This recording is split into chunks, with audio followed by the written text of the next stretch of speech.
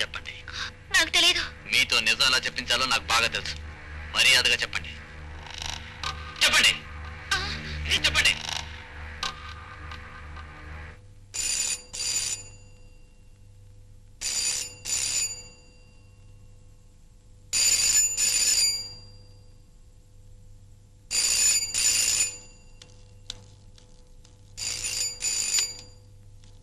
Hello, Banerjee గారు ఉన్నారా?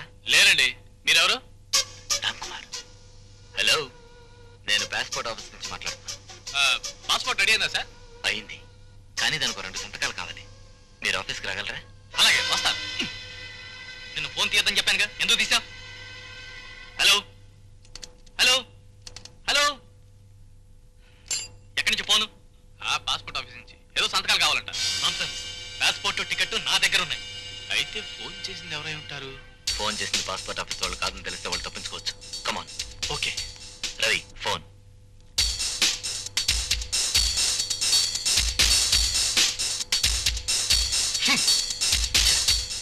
ఎవరో మనల్ని ట్రాప్ చేయడానికి పనిచేశారు. రామ్ కుమార్, మనం ఇక్కడ ఉండడం మంచిది కాదు. అమౌంట్ వెంటనే ఇక్కడి నుంచి బయలుదేరాలి. రవి, తొందర కాకండి.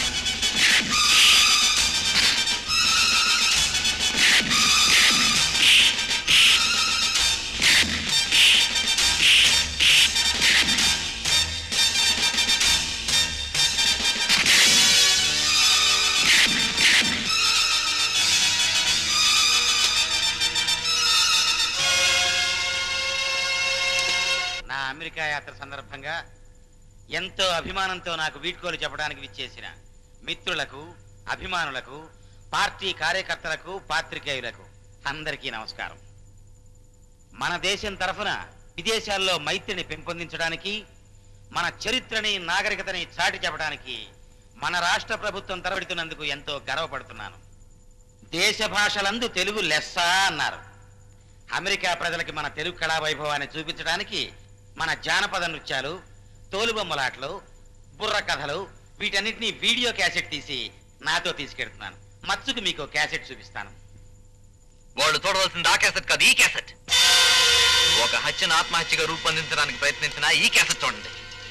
Ladies and gentlemen of the press, dancer లలితాదేవిది హత్యో ఆత్మహత్యో మీరే నిర్ణయించండి.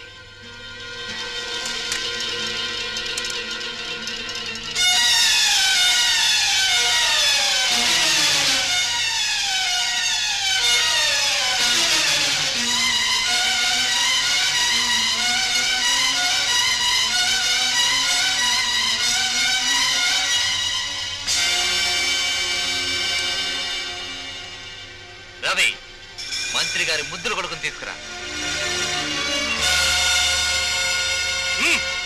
10 మందిలో తుపాకీ గుళ్ళకు బలైపోయి తను చచ్చిపోయినట్టు ఈ లోకాన్నే నమ్మించిన మీ కన్న కొడుకు రామ్ కుమార్ మీ కళ్ళెత్తితే ఉన్నాడు. చూడండి, బాగా చూడండి. లలితాదేవి హత్య కేసు తన మీద రాకుండా ఉండడానికే ఇలా నాటకం ఆడారు. Ladies and gentlemen of the press, look at him. బాగా చూడండి. ఎంత మోసం, ఎంత నాటకం! తను చచ్చిపోయినట్టు ప్రజల్ని, చట్టాన్నే కాదు నన్ను కూడా నమ్మించాడు. మోసం చేసిన వాడు మంత్రి కొడుకైనా సరే, మహారాజు కొడుకైనా సరే శిక్ష అనుభవించి తీరాల్సిందే. ఇన్స్పెక్టర్, వాడిని తీసుకెళ్లి లాకప్లో పడేయండి. హ్యాట్స్ ఆఫ్ మంత్రి గారు, హ్యాట్స్ ఆఫ్. కన్న కొడుకైనా సరే శిక్షించాలన్న మీ గొప్పతనానికి నా జోహార్లు. వీళ్ళందరూ ముందు మిమ్మల్ని ఒక ప్రశ్న అడుగుతాను, సమాధానం చెప్తారా? లలితాదేవి చనిపోయిన రాత్రి మీ అబ్బాయి ఆ ఇంటి నుంచి వచ్చేశాక మీరు ఆ ఇంటికి ఎందుకు వెళ్ళారు? నేను డాన్సర్ ఇంటికి వెళ్ళాను, నాకేం అవసరం? నేను అడిగేది ఆ ప్రశ్నే సార్.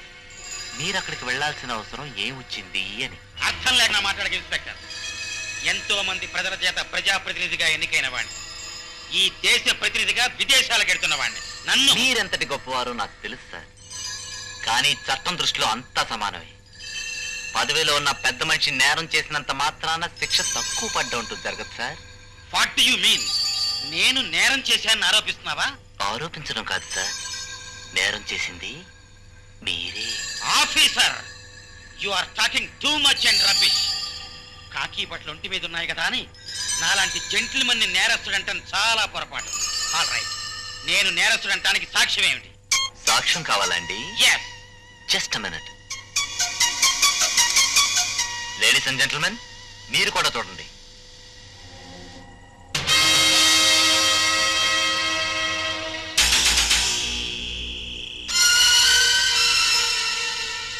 ఏమే కుప్పి కంతిరేసుకునే నీ బతుక్కి నా కొడుకు కావాల్సి వచ్చాడా?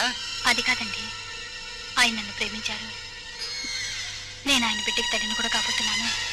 ఇలాంటి హరికథలు చెప్పి నా కొడుకుని వల్ల వేసుకుని వాడి చేత 3 ముళ్ళు వేయించుకుందాం అనుకుంటున్నావా? నీలాంటి దానికి మాటలతో చెప్పి లాభం లేదే. నిన్ను... నన్నేం చేయొచ్చు, నన్ను వదిలిపెట్టండి, నేను ఎక్కడికైనా వెళ్ళిపోతాను. నువ్వెక్కడికి వెళ్ళినా ఎప్పటికైనా ప్రమాదమేనే. అంచేత నిన్ను ఎప్పటికీ తిరిగి రాని చోటికి పంపుతాను.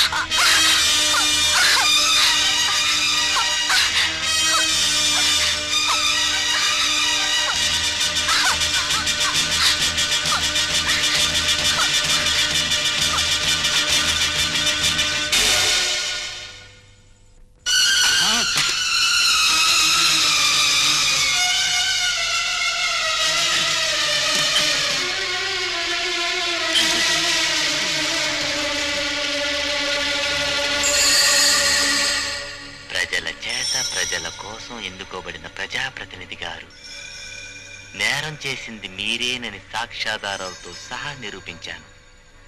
మీరు హత్య చేసిన చోటన వీడియో కెమెరా ఉందని తెలియకపోవడం మీ బ్యాడ్ లక్.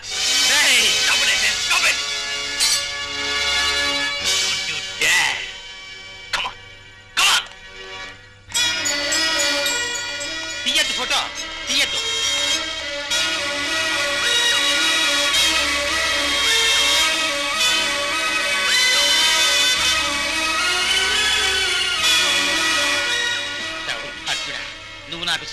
స్థానంలో పుట్టావురా. నీ వల్ల నేను జైలు స్థానానికి వెళ్లాల్సి వచ్చింది. చీ,